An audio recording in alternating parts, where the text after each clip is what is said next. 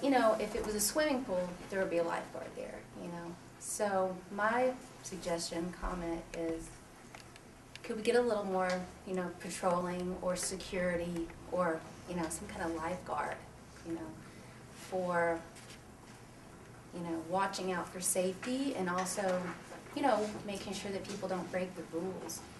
I was down here last week, and it's beyond the control of even somebody my age to tell a 15-year-old what to do. I mean, a kid told me that I should just hit him, and he wanted to see me hit him. You know, last time I was down there after I broke up a fight, and it's just beyond, you know, there's nothing you can do about it. And I know that some skate parks, like in California and stuff, have monitors and stuff like that, and I think that might be too far to go, but I absolutely think that a bigger presence between the police or whoever, just somebody being down there, is a good idea. Fritz is right, you know, the kids that are showing up that aren't skating, it's a place for them to hang out, their buddies might be skating and they're not necessarily participating in the skateboarding, and it's a place for them to be. I skateboard. I go with my son to Ketchum. I go with my son to Hailey. I see a lot of the guys here that I've seen since the beginning of all the parks. Ketchum and Hailey opened, and you know, the other day I went there and there was a whole group of kids that I'd never seen at the park before. Some of them might have been skating, others weren't, and you know, I pick up garbage. I talk to the kids. I say, hey, my son's here, he's 10 years old, can you guys just keep the swearing down? I'm not here to tell you what to do. But that's kind of the thing. We're in a situation where we have kids that are a certain age group that, you know, maybe they don't even listen to their parents. And nobody's wrong here. There's a lot of things going on, but it's not the skate park's fault. That's what gets me wrong. The threat to close the park, it's not the park. It's the kids and the lack of supervision, and it's a diverse group at that skate park. You've got kids from 6 and 7 to 50. All at the same time, all trying to coexist with no real supervision because the older people don't want to be that supervision. Part of the thing you're learning by being a young skater is how to get along with the other skaters and work this all out. A lot of good things come that we're not talking about today. We're talking about the bad things. So we'd hate to lose all the good things due to the bad apples or this or that. But the skate park's not a babysitter either. I have seen endless parents pull up with young kids, kick them out of the car and leave. Well, you wouldn't do that if you lived in San Francisco or Los Angeles. I have to be honest, we've only been involved in the skate park for a week. And in that week, we had an incident with the skateboard being taken and thrown in the bushes. And we called the police and they responded appropriately. And I really appreciate that. But I kind of felt like the tattletale, which, you know, the kids live under a lot of scrutiny these days, and you know, if these kids go and say, hey, this guy's doing that, and this guy's doing that, you know, there's retaliation that happens, and a lot of the kids don't want to say anything. So I have a few points I would just like to, or a few things I'd like to suggest.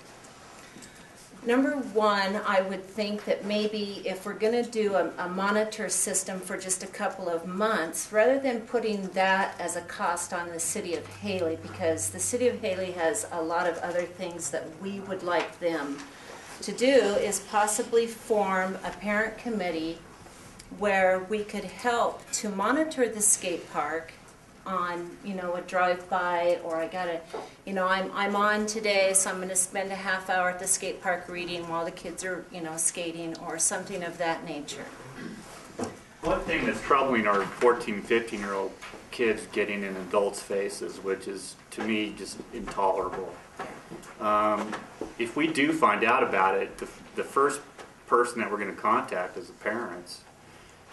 And you parents, if you get a 14, 15-year-old behaving like that, you got to do something about it.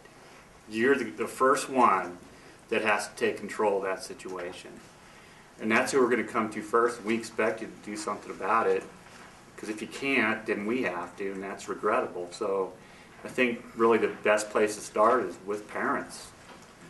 Control your kids. 14 and 15-year-old kids should not be arguing and getting in fights with adults. Just shouldn't happen. I have a couple suggestions. I talked to Chief Gunter about this. putting some lights at the park. There's a company out of Boise that makes LED solar-powered lights that we could put up. They'd stay on until a certain time, then they'd shut off, because that park could be used later in the evenings as long as it doesn't bother the neighbors and it's down so it doesn't violate your dark sky ordinance. And one of the things I notice, I skate till it's dark. I mean, it's pitch dark till you're hitting the walls because you can't see, and the place will be buffed out and clean. I'll get there early in the morning and there'll be broken bottles in there. So damage is occurring during the middle of the night, and we need to address that.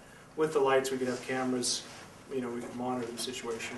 The other thing is, most of us have phones that have cameras. I've still got 2 or 3 pictures, one of the BB gun shooter, and I emailed them and texted Officer England, and if they're doing something wrong, take their picture and text it. Their addresses are available, and they'll know, and pictures worth 1,000 words. I still have the BB gun shooter on here, as a matter of fact. As far as adult presence, I apologize, I haven't been there because I had knee surgery and I can't skate.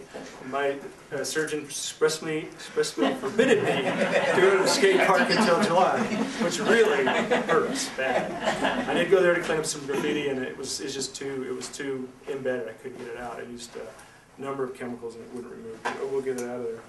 But Smoking fines.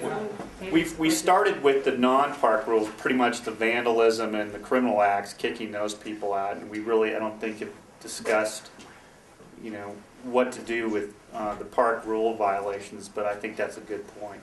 And the volunteer, it sounds like the parents are rallying to give you guys support in this. And I was thinking of the Drug Coalition program, the guys that have just completed their program. I know that they're working at the gym and very motivated, and giving them some sort of job. And here's. I'd just like to agree with what he says. The 2 individuals have been recently removed from the park for their activities.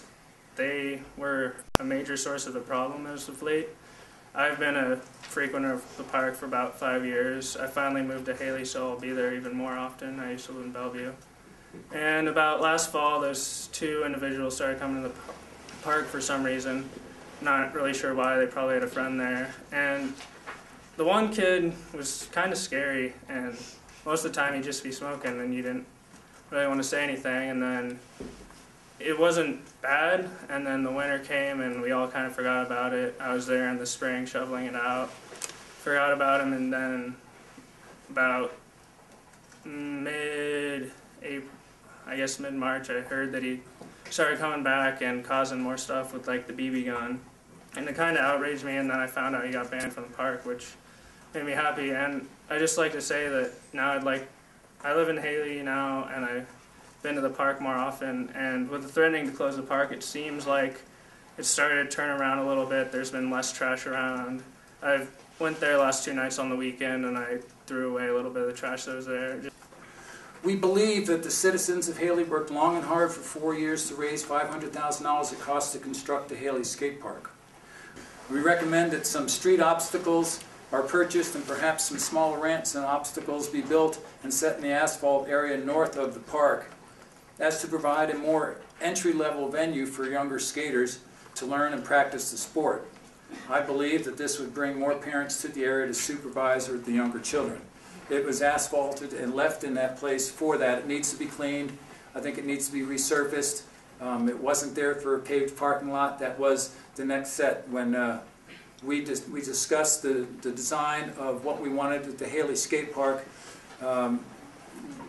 We met with Dreamland, and it was a consensus that we wanted a park that the children could never grow out of. We wanted a competition quality park here, and we've achieved that. From Tony Hawk and down, the skaters of the United States have come to visit this park and brought revenue to Hailey. And did we leave out a section of skaters? Yes. We knew that. We've mentioned that before. We left space for it.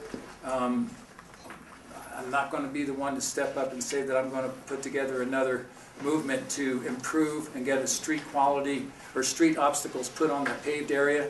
But I would so urge a lot of you skaters to talk with your parents and maybe get together.